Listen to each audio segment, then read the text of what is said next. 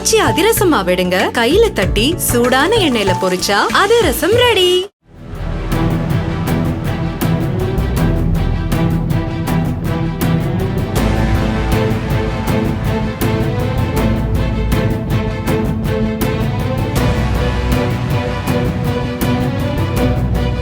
சென்னை சேலையூர் சந்தோஷபுரத்தில் சரக்கு வாகனத்தில் அதிக பாரம் ஏற்றி வந்த தம்மிடம் போக்குவரத்து காவலர் ஒருவர் லஞ்சம் கேட்பது போன்ற வீடியோ காட்சியை வாகன ஓட்டுநர் ஒருவர் வெளியிட்டுள்ளார்.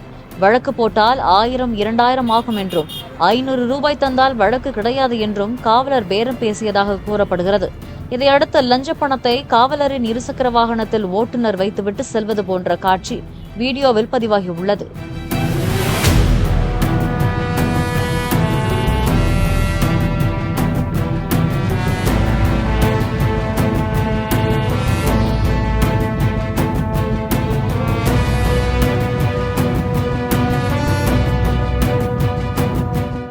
ஆச்சி அதிரசமா விடுங்க, கையில தட்டி சூடான எண்ணெயில பொரிச்சா அதிரசம் ரெடி. பிளே ஸ்டோர் மற்றும் ஆப் ஸ்டோரில் இருந்து பாலிமர் செயலியை QR கோடு மூலம் பதிவிறக்கம் செய்யுங்கள்.